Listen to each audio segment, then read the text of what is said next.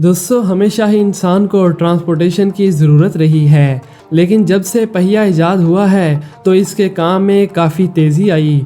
बड़े बड़े ट्रक्स को देखकर हम सोच में पड़ जाते हैं कि आखिर इनके बनाने का मकसद क्या है और ये काम किस जगह पर आते होंगे। तो मैं आपको बता दूं कि इन व्हीकल्स का इस्तेमाल ऐसी चीज़ों को एक जगह से दूसरी जगह पहुंचाने के लिए किया जाता है कि जिनको हिलाने के बारे में इंसान सोच भी नहीं सकता। तो आज हम आपको दुनिया में ट्रांसपोर्ट की गई सबसे बड़ी चीज़ें दिखाएंगे जिन्होंने वर्ल्ड रिकॉर्ड ही बना डाले। दोस्तों सबसे पहले बात करते हैं द बिग मैरिनो की। गोलबर्न ऑस्ट्रेलिया का एक छोटा सा शहर है, लेकिन अगर आप कभी ऑस्ट्रेलिया जाएं तो इस बिग मैरिनो को देखना ना भूलें। ऑस्ट्रेलिया के जनूबी टेबल लैंड में मौजूद इस शहर में एक बहुत जायंट भेड़ मौजूद है जिसका वजन 100 टन से भी ज़ायद है। इस शहर में भेड़ें पालने का काफ़ी रुझान था जिससे ऊन हासिल की जाती थी। 1985 में रैम्बो नामी एक भेड़ साल की सबसे बेहतरीन ऊनदार भेड़ थी जिसने पिछले सारे रिकॉर्ड तोड़ डाले और फिर उसी की याद में बिग मैरिनो नाम का यह स्टैचू बनाया गया। इस स्टैचू को देखकर ही आप अंदाज़ा लगा सकते हैं कि उस भेड़ के ऊपर कितनी ऊन होगी। इसके हर तरफ ऊन ही ऊन लटकी नज़र आ रही है।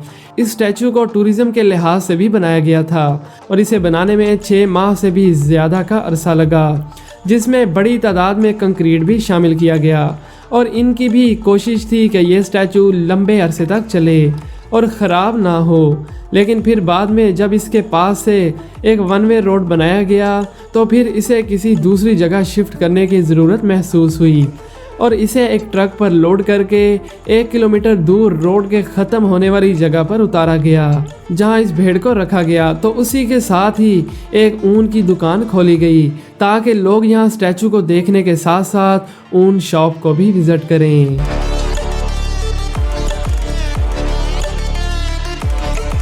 दोस्तों 2004 में एरिज़ोना माउंट यूएस पर इंटरनेशनल ऑब्जर्वेटरी टेलीस्कोप लगाई जानी थी जो कि दुनिया की सबसे बड़ी और पावरफुल टेलीस्कोप थी। कैमरा में ये काफ़ी छोटी सी लग रही है मगर हकीकत में ये काफ़ी बड़ी थी।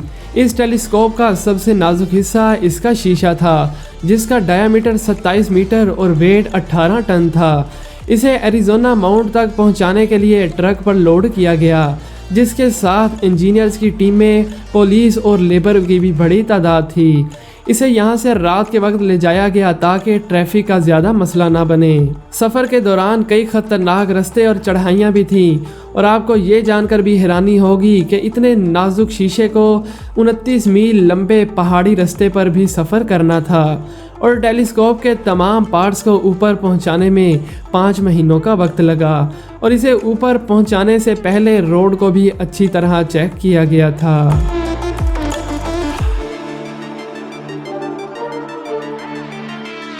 अब बात करते हैं विंडमिल ब्लेड्स की।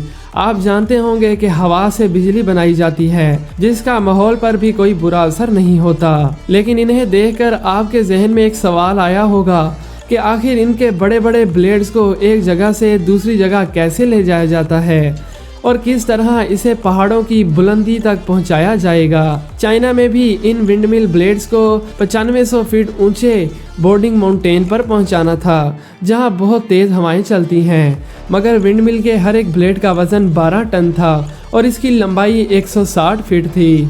इस तरह इन ब्लेड्स को ऊपर पहुंचाना नामुमकिन ही लगता था, मगर इस काम के लिए स्पेशल ट्रक्स को मंगवाया गया। इन ट्रक्स ने पहले भी बड़े बड़े ब्लेड्स को उठाया था और ये ट्रक खड़े खड़े 360 डिग्री तक भी घूम सकते हैं और ऐसे ही 90 ब्लेड्स को पहाड़ों के ऊपर ले जाया गया और वहाँ खतरनाक मोड़ों पर ड्राइवर्स की महारत के नज़ारे पूरी दुनिया ने देखे। ये ड्राइवर्स तो सच में काफ़ी कमाल हैं।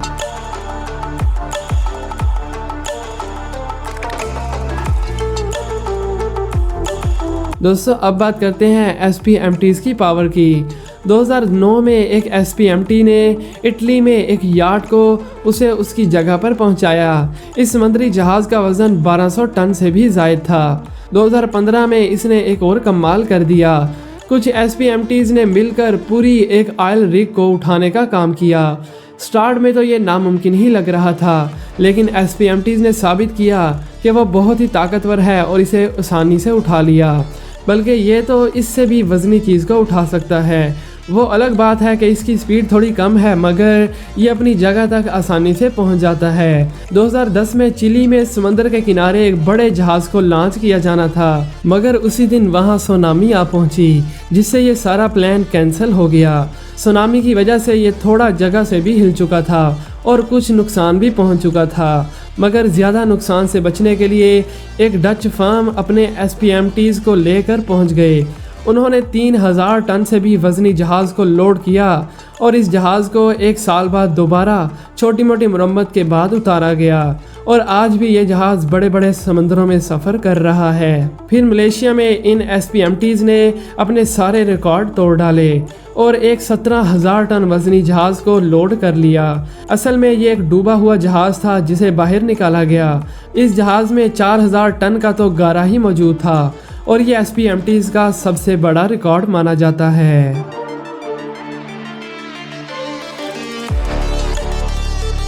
दोस्तों, वैसे तो बड़ी बड़ी मशीनरी को एक जगह से दूसरी जगह पहुंचाने के लिए ज़मीनी रास्ता ही लिया जाता है, मगर कुछ चीज़ों को ज़मीन के रास्ते ले जाना नामुमकिन ही होता है। तो ऐसे में अगर सबसे ज़्यादा वज़न उठाने वाले एयरक्राफ्ट की बात करें तो AN-225 मरिया एयरक्राफ्ट को वज़न उठाने का बादशाह समझा जाता है, क्योंकि ये दुनिया का सबसे ज़्यादा वज़न उठाने वाला एयरक्राफ्ट है, जिसे 1990 में सोवियत यूनियन ने बनाया था। इन्हें अपनी स्पेस शटल और सुपर रॉकेट को हज़ारों मील दूर ले जाना था और इसी एक काम के लिए इस बड़े एयरक्राफ्ट को बना डाला, जिसे आज तक कोई भी दूसरा एयरक्राफ्ट टक्कर ना दे सका।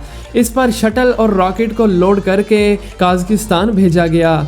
इसे देखकर ही आप इसके साइज़ और पावर का अंदाज़ा लगा सकते हैं, जिसमें 6 इंजन्स लगे हुए हैं और आज भी ये जहाज़ चीज़ों की ट्रांसपोर्ट के लिए इस्तेमाल किया जाता है। दोस्तों, आपने आज तक बड़े बड़े ट्रांसफार्मर देखे होंगे, लेकिन क्या आपने इतना बड़ा ट्रांसफार्मर देखा है कि जिसकी वजह से कई घंटों तक सड़कें ब्लॉक हो जाएं? अगर नहीं तो ये देख लें, स्पेस शटल से भी भारी ये ट्रांसफार्मर था। इसका वज़न 650 टन से भी ज़ायद था और इसे एक ख़ास तरह के ट्रक पर लोड किया गया। 2013 में इस भारी भरकम ट्रांसफार्मर को UK से बैरिस्टल पहुंचाया गया। इतने वजनी ट्रांसफार्मर को लेकर ट्रक सिर्फ 7 किलोमीटर फी घंटा की रफ्तार से ही चल सकता था। इस ट्रक की वजह से 15 किलोमीटर बड़े रोड ब्लॉक कर दिए गए और जब यह ट्रक अपनी मंजिल पर पहुंचा तो UK के रोड्स पर सबसे भारी चीज़ ट्रांसपोर्ट करने का वर्ल्ड रिकॉर्ड भी बन गया। 10 बसों से भी ज़्यादा लंबे इस ट्रांसफार्मर के साथ कई गाड़ियां इसके आगे पीछे चलती रहीं ताकि कोई नागवार वाक़या पेश ना आए और इस तरह कामयाबी के साथ ये ट्रांसफार्मर अपनी मंजिल तक पहुंच गया।